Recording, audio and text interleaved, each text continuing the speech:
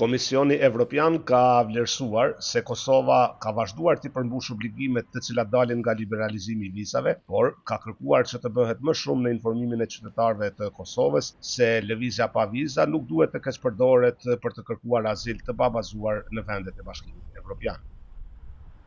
Në raportin vjetor për liberalizimin e vizave për të gjitha shtetet në përbot, BE konstaton me shqetësim se keqpërdorimi i liberalizimit të vizave për të kërkuar azil ka vazhduar, ndërsa në disa raste, si ai i Kosovës, ka ardhur edhe deri tek rritja e kërkesave për azil. Në këtë raport, Komisioni Evropian ka përdorur shifrat për vitin 2024, për të cilin ato shifra janë të plota. Sipas këtij raporti, gjatë vitit 2024 ka pasur një rritje të ndjeshme të numrit të kërkesave për azil nga shtetasit e Kosovës, me më shumë se 6700 kërkesa të regjistruara. Kjo shifër është më e vogël se sa kërkesat për shembull nga Shqipëria, por në rastin e Shqipërisë trendi është në ulje, ndërsa në rastin e Kosovës është në rritje, krahasuar me një vit më herët. Komisioni Evropian në këtë raport ka theksuar se parandalimi i paraqitjes së kërkesave të pabazuara për azil duhet të mbetet prioritet për të gjithë partnerët që gëzojnë mundësinë e lëvizjes pa viza, e kjo vlen sidomos për Kosovën, por edhe për Shqipërinë, Moldavinë dhe Gjeorgjinë.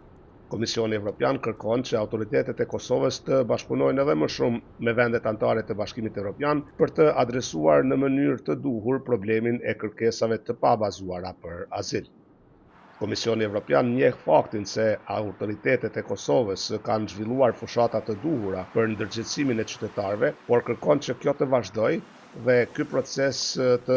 shtohet në mënyrë që qytetarët të kuptojnë edhe më mirë se të drejtat dhe obligimet që dalin nga liberalizimi të vizave shkojnë së bashku.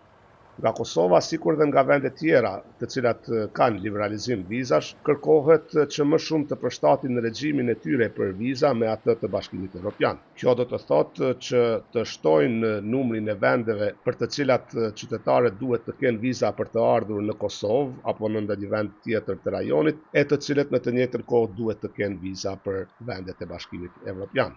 Mundësia që disa shtetas nga vendet e ndryshme të botës të vinë pa viza në vendet e Ballkanit e pastaj kalojnë ilegalisht në BE, është konsideruar si rrezik për sigurinë e Bashkimit Evropian dhe në këtë drejtim BE-ja është e shqetësuar sidomos për Serbinë dhe Bosnjë-Hercegovinën.